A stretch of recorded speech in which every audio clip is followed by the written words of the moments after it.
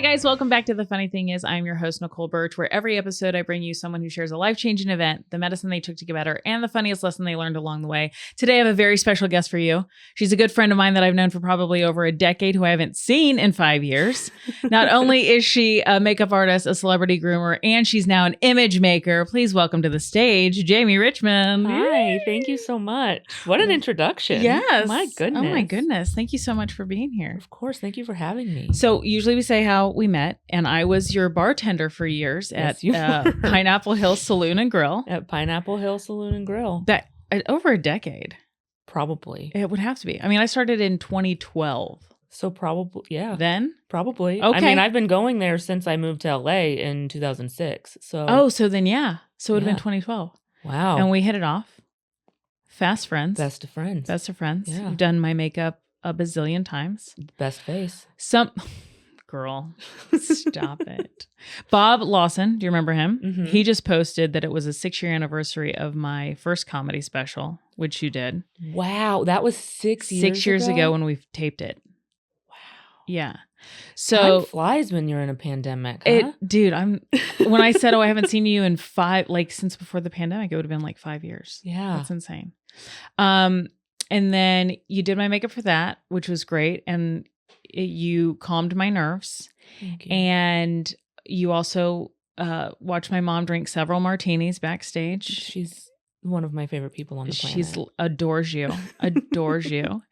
And and your puppy. One of my favorite pictures of her with your puppy. Which Daisy? Daisy's Daisy's no longer with us. I know. I remember that because I reached out to you about that. But one of my favorite pictures of Daisy is with Daisy with my mom while you're doing my makeup. Oh, she was such a good dog. She was the best. My dog now is a monster. So what kind of dog? She's a mutt. I don't know. She's very small. What's her name? Puff. Puff. She was supposed to be a 15-pounder. I think I stunted her growth because I got her fixed the day she turned 6 months old. She never went into heat. And I think I stunted her. She's an 8-pound monster. Oh my gosh. She just has a lot to say. A lot to say. I love that. So different than Daisy. So different than Daisy. I will say whenever I would come over and you would do my makeup, one of my favorite things is that we would just watch Friends on repeat. Mm-hmm. Do you still do that? Of course. It's the best. It's the best comfort show. Your house, are you still in the same house? Mm-hmm. Favorite place. One of my favorite. That's like my sanctuary. It was my sanctuary place. Well, you need to come see it because it exploded during COVID. No, what happened? Burst, and I had to remodel the entire thing. And pay for it yourself? Well, insurance. Okay, good. Thank God. Yeah. Oh, I get so nervous with people that have didn't get homeowners and then oh my God, okay. Yeah. Okay, so you are a makeup artist, I am. A celebrity groomer. I am. And now you're an image maker because In Style magazine just had their big thing where they released all the image makers that help celebrities be their best. Mm-hmm. So tell me how that happened and what like an image maker is. Well, this was the inaugural Image Maker Awards, which I didn't know until the day of, right? Which is crazy, right? But my client and good friend was approached by InStyle. He has turned into kind of a red carpet phenomenon, right? It felt like overnight. Yeah, he's an icon. It's Coleman Domingo. Coleman Domingo. Okay. He is my client and dear friend. InStyle approached him and asked him who on his team he would like to honor, and he chose me. And when he told me, I sobbed and was like, no, that's crazy. Oh. You know, I realized that imposter syndrome is real. Mm-hmm. Until like 3 days before the ceremony. I was like, I don't belong here. This is crazy. I had to write a speech. It was a whole thing. Yeah. And then I finally realized, like, you know what? I've worked my ass off for this. Yes, you have. And I do that, you know? And if you guys what's your Instagram handle? Jam_Rich. Yes, Jam Rich. If you guys go to it, she has like even the interviews and stuff. Mm-hmm. I might have seen it in your stories, or it's on Well, there's red carpet. I think there's probably some red carpet. There's a mashup of our speeches together, which is phenomenal. You guys have to watch it because the way he you. adores and praises you. He loves me. He loves you so much. And like, it just made me go, that is how you want every client, like the relationship to be. Yeah. Do you know what I mean? It is. And I do think that he and I have a really unique relationship, but it's also the way I approach my job is the way he described it. So I hope that I make everyone who sits in my chair feel the way I make him feel. Yeah, you do. You do. Thank you. As somebody who's been in your chair a lot, you do. Thank you. Yeah. It's important for me to, I mean, I'm touching your face. I want you to feel comfortable, you know? When you think about it, no one, as an adult, no one really touches your face. No one really is ever that close to you, aside Absolutely. from maybe your spouse or your kid or whatever. Right. But like, I'm a stranger to a lot of people, so I need them to know that they're safe, Right. you know? Yeah. And I hope that that's how people feel. You do. And then you also, your finished product is fucking impeccable. Thank you. It just is. Like I did another comedy special. This is, I think we shot it in 2022. And it was one where they were shooting like 10 of us. Mm-hmm. And so it was a whole thing. And they were like, they had their own makeup people, they had their own hair people. And I have a bit at the top of it, which you'll never see. And here's why. Because I said, hey, can you make sure my eyebrows look like really specific? Like I need you to be able to see them off the screen. Yeah. Because I'm doing a bit about how I've overplucked in my youth and now I have to paint these puppies on. I don't want them to look painted on, but I want them to look. You want them to be there. Yeah. Yeah. They're gone. So we had to cut that entire 3-minute bit. And it was some of the strongest material because even the editor was like, I can't see your eyebrows to know what you're doing. Man. And I was so bummed. And I was like, Jamie Richmond, because we shot it at El Portal. I was like, she's right down the street. I could have just called her. Yeah. Damn it. I know. Missed opportunity. That's what happens when you don't get Jamie Richmond. This is what happens. Okay. So I asked you on the podcast. Well, I'll get to that later. I asked you on the podcast because I want to know what your life-changing event is. Well, my life-changing event is that I got fired from Taco Bell. Okay. Say more. It was August of 2003. Okay.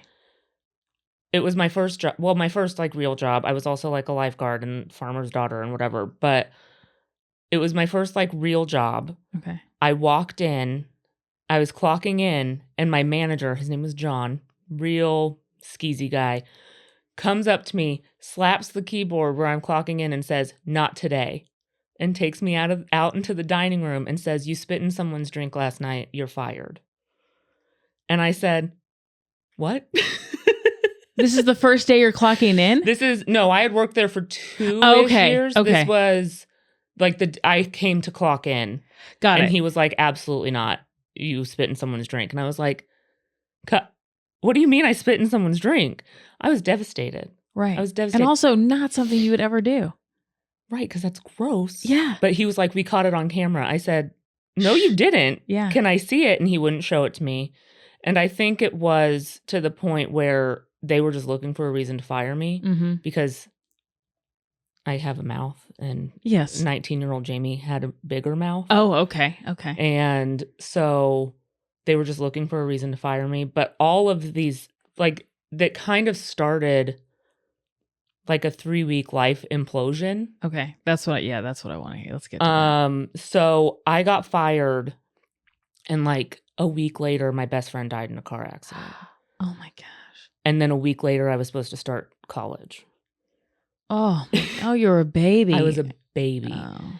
And I just started on this really like dark road where it was, I drank all the time. I didn't want to do anything.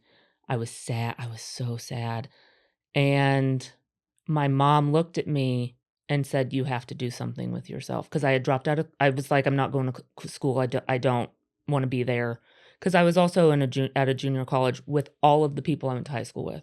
I'm from a really small town. I have a community like that, yeah. So I was at a community college with all of the people I went to school with. I didn't want to be around any of them. I didn't want to be around any of it.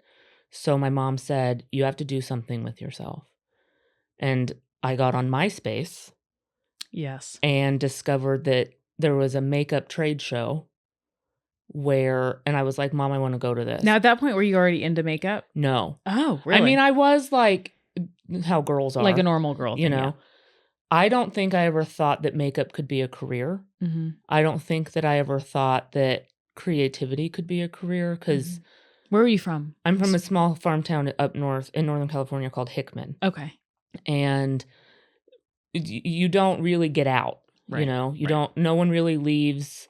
If you do, you go to college and move home and get married and have babies. Right. And so I found this makeup trade show. It's still around, and makeup schools were at it. And I was like, Mom, I think I want to go to makeup school. And she kind of didn't understand. She was like, we'll go to cosmetology school. And I said, no, it's not the same. I said, I think I want to move to Hollywood. Right. And so 2 weeks later we did. We came and toured the schools, and a week later I was here and haven't been back. Wow. Oh my gosh. Yeah. The last thing my best friend said to me, and I want to say he was everybody's best friend. Mm-hmm. Everyone has, he was such an incredible person. The last thing he said to me was at Taco Bell. Okay. And he said to me, don't forget to remember me. Don't know where that came from. Or why he said it. Why he said it. And it hit me. And I was like, Yeah. Joey, you're great. Like, what are you talking about? Yeah. We're just at Taco Bell. Like, what are you talking And he's 19. And he's 19. He was getting ready to go on a road trip with his brother to help his brother try to do some new business venture to help, because that's who he was. He helped everybody. Yeah. Never put himself first. And he, on the road trip, died in a car accident in Barstow. Yeah. Because he wasn't wearing a seatbelt. Wear your seatbelt, kids. Because he wasn't wearing a seatbelt on the highway. Yeah. Oh. Yeah. So, but it changed my life. And I honestly don't think that I would have even thought to take the jump had it not been for him dying and getting fired. And all of that happening. And everything kind of imploded.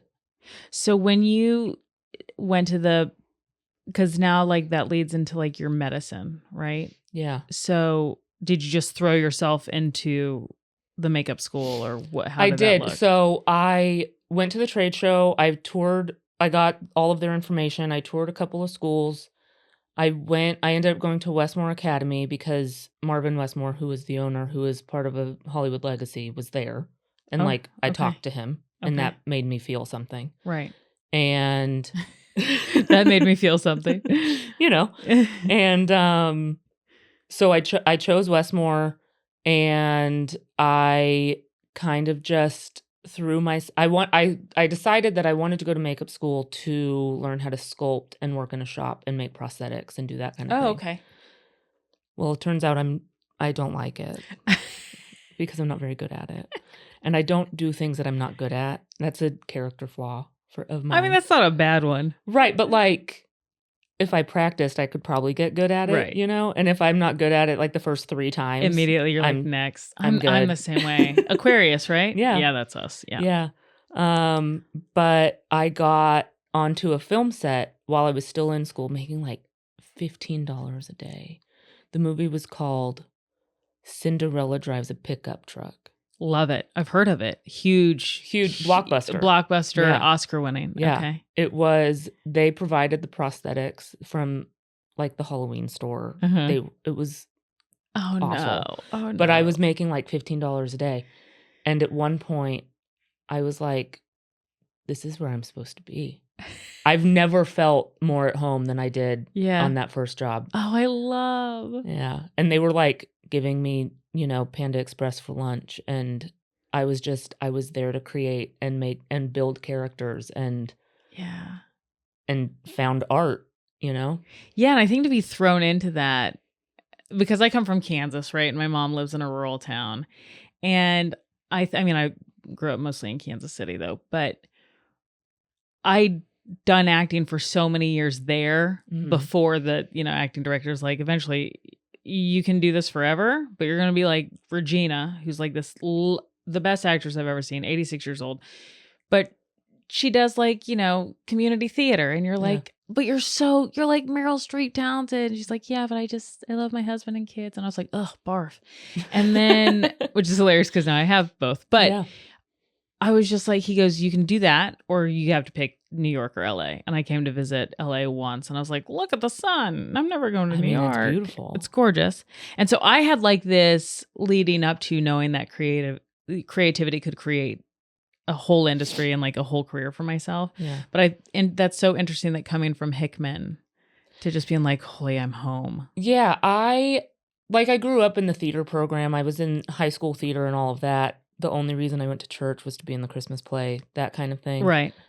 I'm not an actor. Right. Like, there's no part of me now as a grown woman who's like, oh, I should be in front of the camera. Right. Okay. And so there was always that outlet, but never in my mind, oh, I could actually be doing this. Right. You know? Yeah. Yeah. What is it you love about makeup? Or which do you like the most? Makeup, grooming, image making. Oh, you have to get to what's an image maker too. I know. So I think that I thrive in production, like running a department, getting to create the characters that have been written. That kind of thing is really where my soul gets to speak. Right. You know? Men's grooming is so fun because you really get to turn that man into who he deserves to be. I strongly believe that men deserve to feel beautiful. And I don't think a lot of people believe that. I don't think a lot of groomers believe that. Right. I think that men deserve the same treatment women do. And I know, like, as a feminist, I'm not supposed to say that and not allowed to believe that. But I really do believe my clients are also wonderful men. I don't have douchebags, right? Douchebag men. Right. I think that they deserve to feel beautiful. Just because they're men doesn't mean they don't deserve to feel special and wonderful and lovely. And just had this conversation with my husband because he's so self-conscious about he's starting to lose his hair. He's a ginger. Ooh, I know. Okay, a little ginger snap. A little ginger snap in my pocket. But he's like so self-conscious about it, and we've been taking him to a bunch of different barbers and stuff. And the vibe is just always in and out. Like, yeah, okay, come on. Like, yeah, we'll do this. We'll try this. Okay, we'll try this next time. And it's just like somebody tried to give him a fade. And I was like, what do we do? It just did not match his personality. Yeah. And so I'm like, you need a professional. And my thing as his wife is like, I want you to feel so good about yourself that this isn't on your mind anymore. Let me take this off of your plate. Yeah. I want you to see you how I see you. Yes. Yeah. Exactly. I'm like, I don't care if you're bald. I don't care if you're like, it doesn't matter. Yeah. But like, I want you to see yourself this way. You know? Yeah. So we're going to book an appointment with you. Let's do it. I'm ready. Okay. So that was image maker. What's an image maker? Oh, to me, an image maker is just somebody who allows this person to feel their best, you know? I mean, I joke a lot about how I control the image, but I really do, you know? But it's also a team effort. It's me, it's stylists, it's barbers, it's whoever else is involved. Right. And I can't do what I do without a solid styling team, you know? And fortunately, I also have good taste and my clients trust my taste level. Yeah. You know? See, I have terrible like my sister's a stylist. Anything that anybody's ever complimented me on, she's purchased it for me. And then like I Venmo her. I'm like, just send me whatever. Like I have no style. But for somebody who doesn't have any to come to somebody like you and be like, please, and you're at the level now where it's like, oh, I can just give you all my trust. I don't have to sort through and try to build a relationship with somebody and see if they're good or not. It's like, oh, you have this like now full career staple. Yeah. I think it's great. Thank you. I mean, you can come to me because we've known each other for apparently 12 years. I know. That's crazy. 12 it's years. Also crazy when I think about how long I've been in LA. Right. I'm like, I've been in LA almost 20 years. That's insane. That's insane. Because I feel like I'm 25. Yeah. Like, that's crazy. Yeah. Anyway. Yeah, I'm at 15. Wow. Yeah, that's crazy. Yeah, it'll be 19 years in January when I moved down here. Officially moved. Yeah. And never went back. Never. To visit. You know, you get a visit. Yeah. Okay, so your medicine. Anything more on that? Like, when did you start to feel like? I mean, I guess that kind of kicked into drive pretty quickly. Yeah, it really did. When I finally figured out that I needed to create something to feel good. Right. And it's still, even with, I mean, COVID, the last 4 years have been really, 5 years almost now, I guess, have been really rough on the industry, right?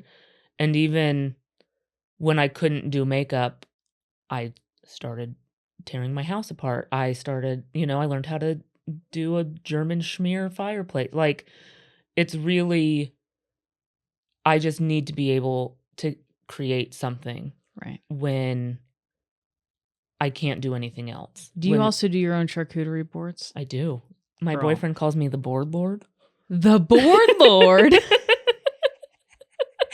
You guys, I hope they're still on your Instagram too. The Halloween parties stuff. I mean, I can put them up when this comes you also out. throw. I still have not been to one of your Halloween parties, Well, but I haven't thrown one since 2019. So what was the one this year? It was just a little girls' night pumpkin painting. The charcuterie boards were like intense. It took over my whole table. It was amazing. Thank you.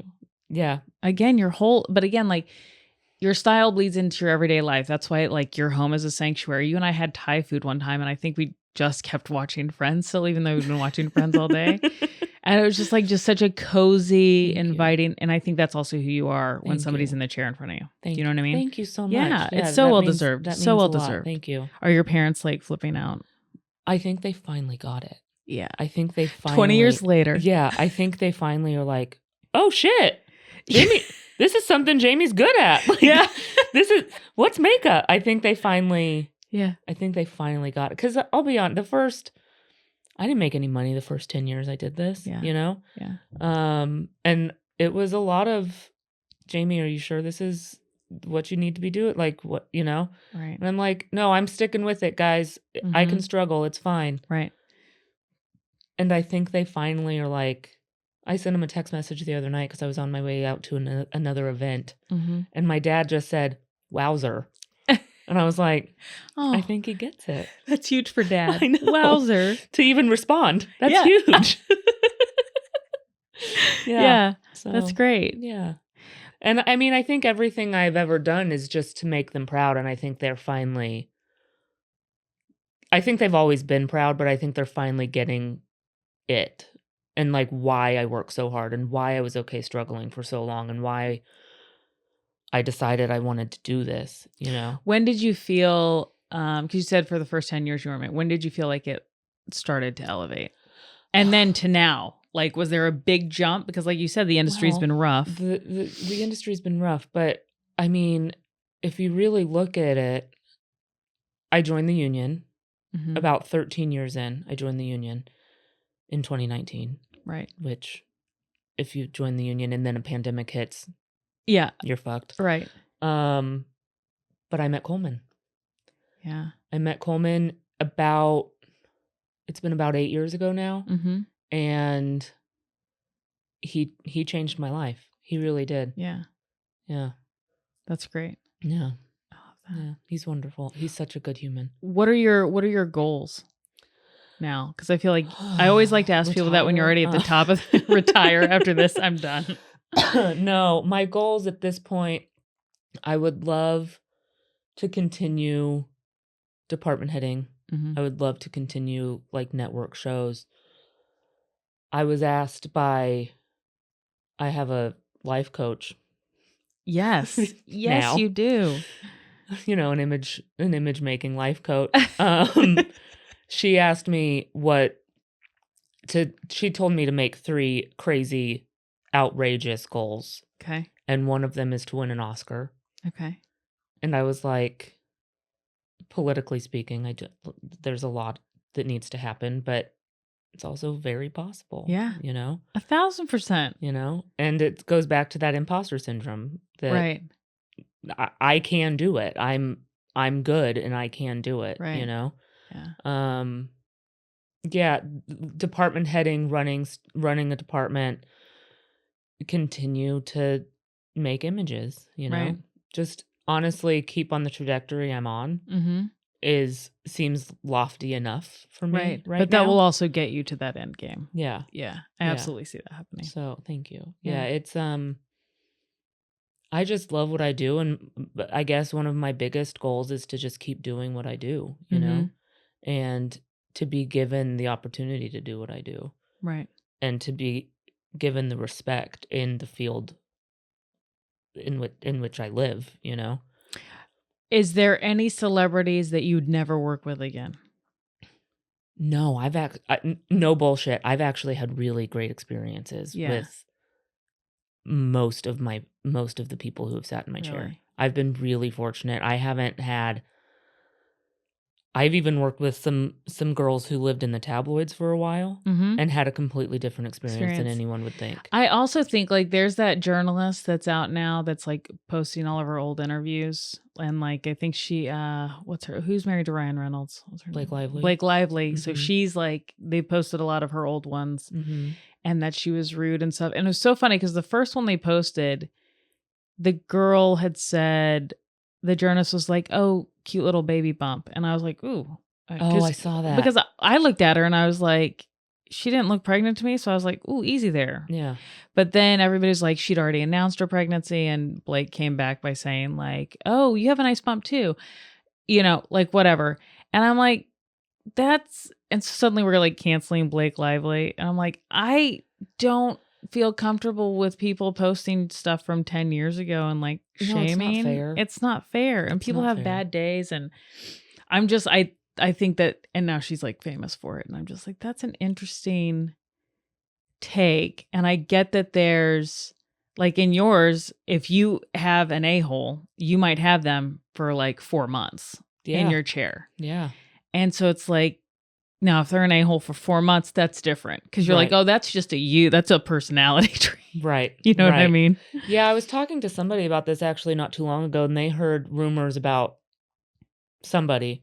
And I was like, being someone who's on set all the time with these people, I really feel like they deserve the benefit of the doubt, you know? Mm-hmm. I also believe that they deserve privacy. They are still human beings, you know? They deserve privacy. They deserve to not be bombarded by fans on the street. Absolutely. Like, and I think social media has given people this whole sense of access. Right. Like they can be their own paparazzi. Yeah. And just because you think you know who I am doesn't give you access to me or my lunch table. Right. You know? Yeah. And I don't think it's fair that these people are being torn down or called names or whatever because they want to have a private lunch. Like, it doesn't matter to me if you're at McDonald's or you're at, I don't know, the Bungalow. Like, you deserve privacy and respect.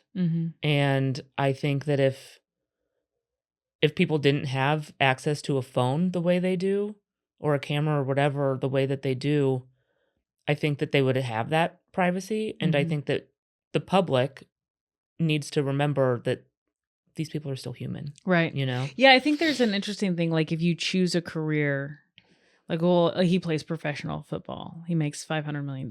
He should know what and it's like, should he? Yeah, but he's still a human being. Yeah. And he's also playing football. Like at what point did we say playing football means that you get access to him? Right. And by the way, like actors and actresses 40 years ago were just like, you would see them like occasionally in the newspaper, and they would be so inaccessible. Right. Completely. And then of course there are ones who, like Lady Gaga, when she was like doing the thing and she came out and you find out that she was like studying how to be famous when she first came on the scene. And she was like, do some crazy stuff, wear a meat suit, you know, do some wild stuff. Yeah. And then, but I'm still like, yeah, but she created this image so that she could keep doing what she wants, which is making music and doing these things. And then now if she wants to be left alone, guess what? She can be left alone now. Right. Right. It's not us who get to dictate that. Yeah. It's this whole thing where people believe that they have access because they might see some inner workings of your everyday life. Right. But what normal people don't understand is they have a social media manager, and it's that's also not real. Made up. Yeah. Don't believe the internet. No. Oh my God. We were talking. I think I said, oh my God, I'm so excited for like everything. And you're like, yeah, I don't believe that. And then I had somebody message me that same day that was like, oh my God, 200,000 followers. You must, which is nothing to some people. And they're like, oh, that's so great. And I was like, yeah, don't believe. I mean, people think I'm a nurse. Do you know what I mean? Like, what the, like, yeah. And I get it. It's not like I'm not wearing a wig and with a wig and a cane and a mustache. So I get that it can be a little confusing, but it's also like it's fake. Just like reality TV is not reality TV. And we all know the Real Housewives. It's like it's just, there's a producer. There's a script supervisor on those shows. Yeah. So if you think it's real, it's insane. Okay. So I've got some questions for you about makeup. Okay. Great. When you meet just a normal person for the first time, are you immediately judging their makeup? No. No. I can compartmentalize. However, if something looks crazy, I will offer a hand. I could just see you meeting somebody, going to sit down and be like, oh, no, let's go to the bathroom. Come here. No, can't. Just blend that out. Blend that out. That's my biggest thing is I don't blend out my thing. And everybody, I know that's my thing. And you've told me that before. And also my eyebrows have only looked good after you've done them. Well, thank you. Eyebrows are important to me, obviously. You have the best eyebrows. Thank you. That's when I knew I wanted you to do my eyebrows because they're fake. Are they really? They're drawn on, yeah. You can get close later. If you guys are only listening to this, just go look at a photo of her eyebrows. They're flawless. Thank you. And they're drawn.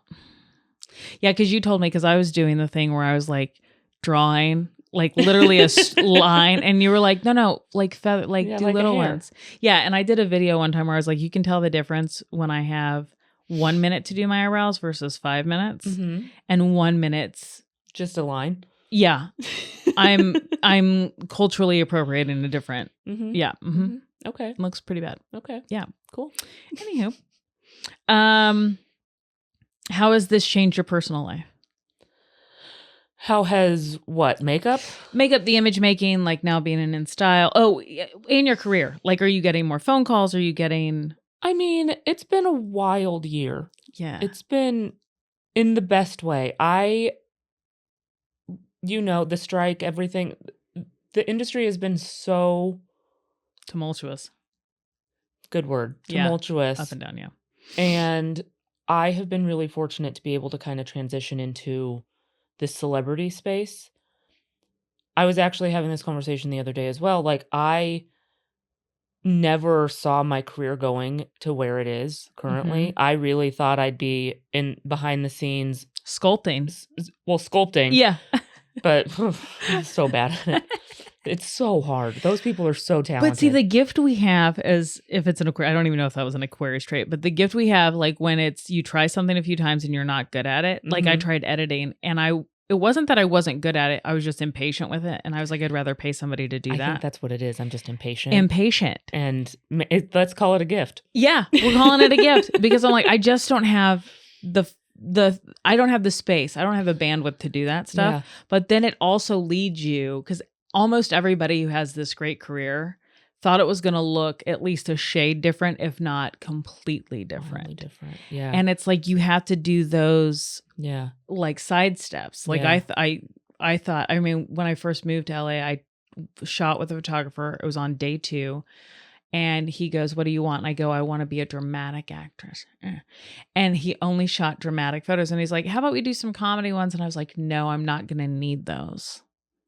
And then that night I went and auditioned for the Groundlings and got in, and I've been doing comedy ever since. So what an idiot. What a waste of $400. That's how much headshots were 16 years ago. I mean, amazing. That's how much are headshots now? I mean, this was like, you got 5 looks. I think 5 looks would be like 800 or something. Okay. I mean, if you go to like the expensive ones, they're like, that's $1,500. And I'm like, no, thank you. Oh my God. I haven't had headshots done in years. Since that one? Did I do that? Actually, no, you didn't. Huh. She had her own person. I didn't I don't like the eyebrows though. Well, they're sharp. They're like sharp and feather. I don't like that. But yeah, that was a headshot. And that would have been done 2020. Okay. Maybe probably 2021 if it was a pandemic. Yeah. Okay. Did not. The photographer was lovely, but great. Yeah. Great. I'm just going to pick apart every pictures of all of my do a slideshow, Alex. All right. The next one we have. Jamie also didn't do this. She also didn't do this one. I'm actually could do that for this episode. I will edit all of the eyebrows I had before you. Okay. That'll be fun. It'll be great. I feel so I was so close with my grandmother. I know Mhm. yours recently passed away, right? Mhm. I'm so sorry. I was very close with my grandmother. And unfortunately, every photo I have with her as an adult, it's those sharp, Yeah. drawn on eyebrows. And I'm Yeah. like, oh, come on, man. Yeah. And my grandma was an Avon sales lady.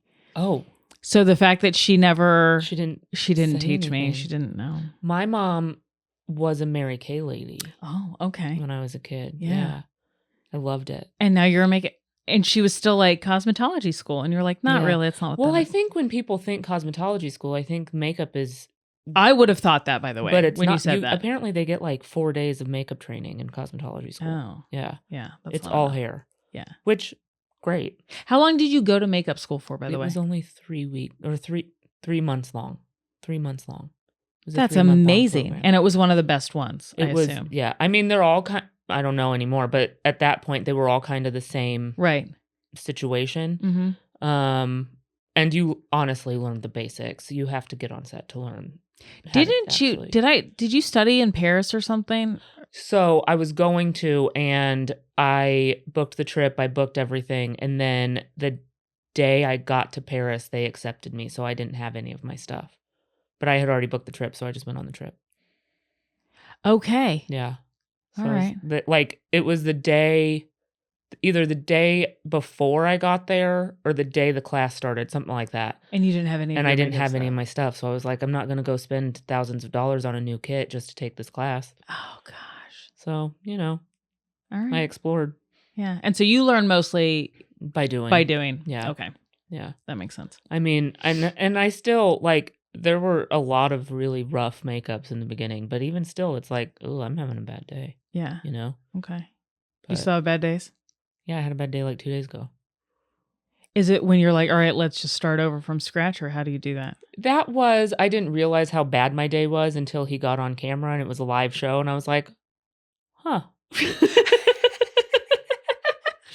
All right, everyone gets one.